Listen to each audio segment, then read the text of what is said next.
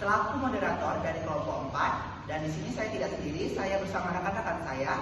Saya Latifah Al-Zahra. Saya Mandarasi. Saya Muhammad Fadil Ramadan. Saya Indira Tawahyu. Saya Mutiara Ikami. Saya Ferdiansa. Yang saya hormati Ibu Indriani MPD selaku dosen pengampu pendidikan kewarganegaraan.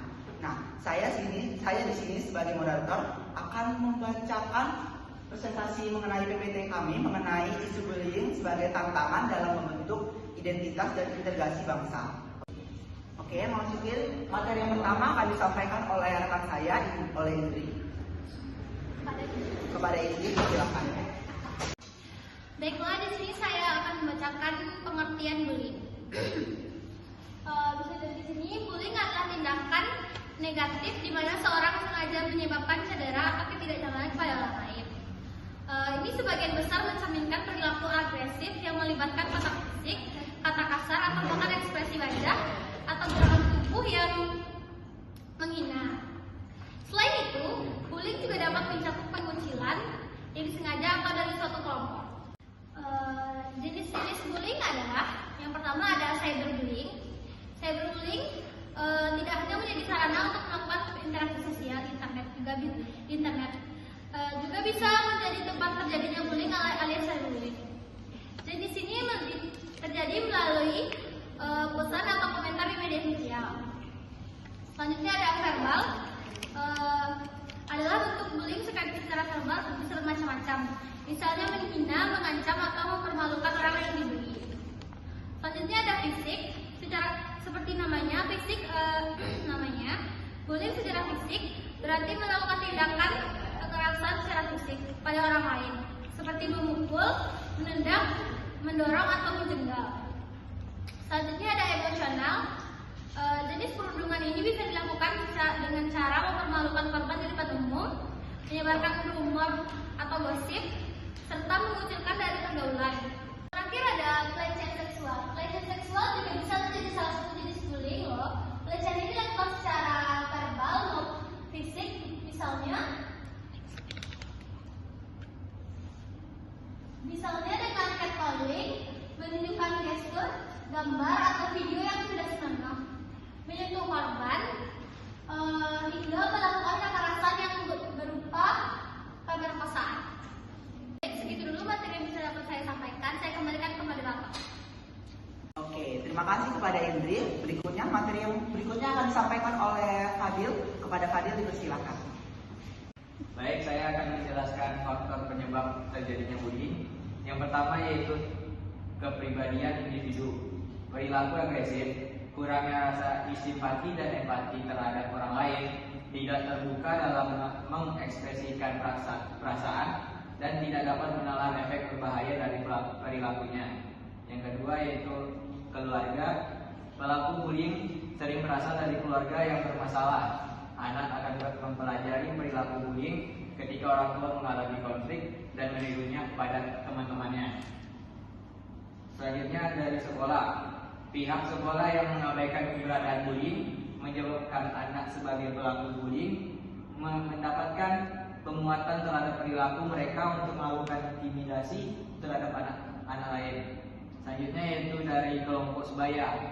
Kelompok bermain remaja yang menyimpang bertujuan untuk mendapatkan pengakuan eksistensi diri dengan menindas anak yang lebih lemah, sehingga ia mendapatkan pengakuan dari kelompoknya bahwa ia memiliki keberanian dan kekuasaan.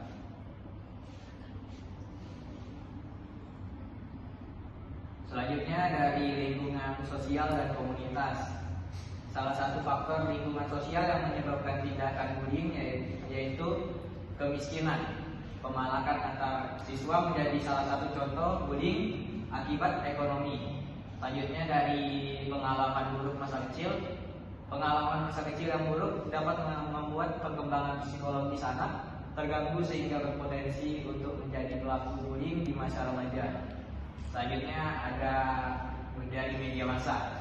Tayangan televisi maupun media yang kurang mendidik dan mengandung unsur kekerasan dapat menimbulkan persepsi sendiri di benak anak sebagai suatu hal yang keren. Sekian dari saya balikan ke moderator. Oke, terima kasih kepada Fadil. Nah, materi berikutnya akan dibacakan oleh Fahmil. Kepada Fahmil dipersilakan. Materi selanjutnya yaitu dampak individu terhadap dampak bullying terhadap individu. Pertama ada masalah psikologis, yaitu pengaruh bullying pada kesehatan mental pada masa remaja dan anak. Ialah rasa sedih, rendah diri, kesepian, serta hilangnya minat pada hal yang biasa mereka sukai, serta perubahan pada pola tidur ataupun pola makan.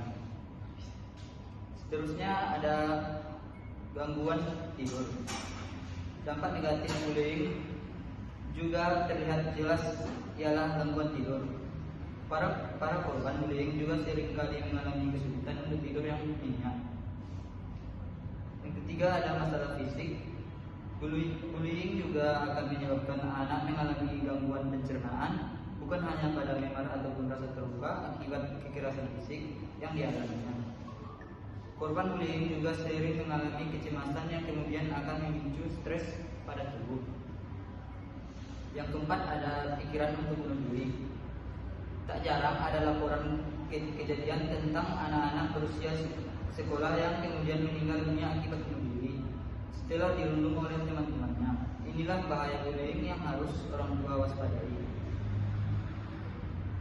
Yang kelima ada sulit percaya. Dampak bullying bagi korban yang tak boleh diremehkan ialah rasa sulit percaya dengan orang lain. Saat seorang anak menjadi korban bully, mereka kemudian akan menjadi sulit untuk mempercayai orang lain di sekitarnya. Terusnya ada gangguan prestasi. Dampak dari bullying lainnya ialah anak yang cenderung akan mengalami kesulitan dalam mencapai prestasi belajar. Mereka juga akan merasa kesulitan untuk konsentrasi di kelas, sering tidak masuk sekolah, serta tidak diikutsertakan dalam berbagai kegiatan yang ada di sekolah. Yang terakhir ada tidak dapat menyatu dengan orang-orang yang di sekitar. Perilaku bullying dapat menciptakan lingkungan yang penuh ketakutan dan ketidakpercayaan, merusak tatanan sosial yang aman dan sportif. Berikutnya ada dampak bullying terhadap masyarakat. Yang pertama ada menurunnya kualitas sumber daya manusia. Pendidikan yang terhambat akibat bullying akan mempengaruhi kualitas angkatan kerja dan daya saing di masa depan. Kemudian ada kerusakan jangka panjang. Dampak negatif bullying bisa berlanjut hingga dewasa dan diturunkan ke generasi berikutnya jika tidak ditangani dengan baik. Selanjutnya tercipta lingkungan sosial yang tidak sehat. Perilaku bullying dapat menciptakan lingkungan yang penuh ketakutan dan ketidakpercayaan, merusak tatanan sosial yang aman dan sportif. Kemudian ada dampak pada persatuan dan harmoni sosial. Terdapat beberapa isinya, yaitu Pancasila menciptakan perpecahan, bullying menghancurkan persatuan. Yang kedua, merusak moral dan etika sosial, yaitu lingkungan yang tidak aman dan penuh penindasan, merusak moral dan etika. Yang terakhir ada bullying melanggar nilai Pancasila. Perilaku ini dianggap sebagai pelanggaran terhadap sila kedua Pancasila. Yang terakhir ada dampak pada kesejahteraan individu dan komunitas. Dampak psikologis yang pertama, korban bullying rentan mengalami depresi, kecemasan, dan trauma jangka panjang. Yang kedua, dampak sosial. Korban kesulitan bersosialisasi, merasa terisolasi, dan sulit membangun hubungan yang sehat karena kurangnya rasa percaya diri. Yang terakhir ada dampak akademik. Prestasi belajar korban menurun karena hilangnya fokus akibat rasa takut dan tidak aman. Sekian materi yang dapat saya sampaikan. Saya kembalikan ke moderator. Terima kasih kepada Fahmil. Nah, materi berikutnya akan disampaikan oleh Ferdi. Kepada Ferdi, silakan. Baiklah, di sini saya akan menjelaskan materi tentang dampak bullying bagi identitas bangsa.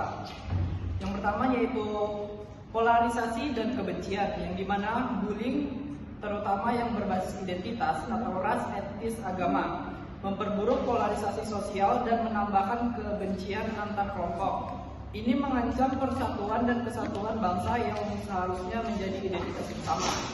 Selanjutnya ada isolasi dan alienisasi, yang dimana korban bullying merasa terasingkan, terbuang, dan tidak diterima dalam masyarakat. Bahkan merasa tidak memiliki tempat. Ini menciptakan jarak sosial yang mengikis rasa menjadi bagian dari bangsa-bangsa yang sama. Materi selanjutnya yaitu siklus kekerasan, yang dimana pelaku bullying dapat terperangkap dalam pola pikir negatif dan siklus kekerasan, dimana mereka merendahkan orang lain untuk merasa superior. Hal ini dapat melenggangkan permusuhan antar individu yang pada skala lebih besar merusak koneksi besar.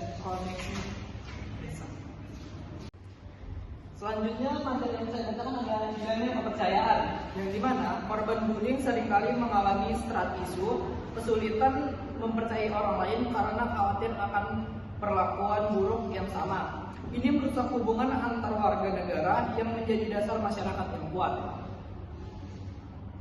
Selanjutnya yaitu generasi yang tertekan, yang dimana korban bullying lebih rentan mengalami masalah kesehatan mental seperti depresi, kecemasan, dan PTSD yang dapat menghambat mereka menjadi warga negara yang produktif dan berkontribusi pada pembangunan bangsa di masa depan. Materi selanjutnya yaitu nilai-nilai yang terkikis, yang dimana ketika bullying dibiarkan, masyarakat terutama saksi dapat menganggapnya sebagai hal yang lumrah atau dapat diterima secara sosial. Ini mengikis nilai-nilai empati, kebaikan, dan toleransi yang menjadi inti dari identitas bangsa tersebut. Baiklah, sekian materi yang dapat saya sampaikan. Saya kembalikan ke moderator. Oke, terima kasih kepada Erwin. Nah, materi berikutnya akan disampaikan oleh Tiara. Kepada Tiara, dipersilakan. Baiklah, saya akan menjelaskan mengenai peran pendidikan kewarganegaraan dalam mengatasi kasus bullying. Pertama, pendidikan kewarganegaraan berfungsi untuk mengetahui berwawasan bernegara seperti saling menghargai atau saling bertanggung jawab. Kedua, peran pendidikan kewarganegaraan yaitu untuk mengetahui ciri-ciri dari bullying seperti mengejek atau mengucilkan orang lain sehingga kita dapat mencegahnya dari awal. Yang ketiga yaitu pendidikan kewarganegaraan dapat mengajarkan kita untuk menghindari atau menghentikan bullying dengan memahami hak dan kewajiban kita. Yang keempat, pendidikan kewarganegaraan mengajarkan kita untuk berperilaku baik dan menghormati orang lain, dan sehingga kita tidak mudah untuk terpengaruh dalam hal-hal yang negatif.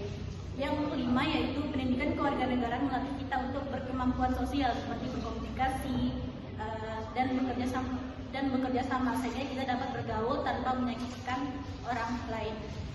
Sekian dari saya kembalikan ke moderator. Oke, terima kasih kepada Tiara. Nah, materi berikutnya akan disampaikan oleh Tifa. Kepada Latifa, dipersilakan. Baik, ini di sini saya akan membacakan materi tentang upaya membangun kembali integrasi dan identitas bangsa akibat dampak bullying. Yang pertama itu kan ada pendidikan karakter sejak dini. Dari kecil anak-anak perlu dibiasakan untuk punya rasa empati dan saling menghargai, terutamanya kepada orang yang lebih tua. Yang kedua, pendampingan korban dan perilaku. Korban butuh dukungan biar bisa bangkit dan percaya diri seperti semula. Yang ketiga, lingkungan yang inklusif dan nyaman. Sekolah dan masyarakat harus menjadi tempat yang aman dan terbuka untuk semua orang. Yang keempat, kampanye anti-bullying. Perlu diadakannya kampanye anti-bullying biasanya secara langsung atau melalui media sosial. Yang kelima, menghidupkan lagi nilai-nilai Pancasila seperti nilai kemanusiaan, keadilan, dan persatuan. Dan yang terakhir, menggunakan media sosial dengan bijak. Contohnya, menyebarkan hal-hal positif seperti menyebarkan pesan-pesan damai. Sekian yang presentasi. Saya lanjutkan ke moderator. Oke, terima kasih kepada Latifa. Nah, materi hari ini dapat disimpulkan bahwa bullying ini merupakan tindakan yang kekerasan baik secara fisik, verbal maupun psikologis yang berdampak serius terhadap individu maupun kehidupan sosial di masyarakat.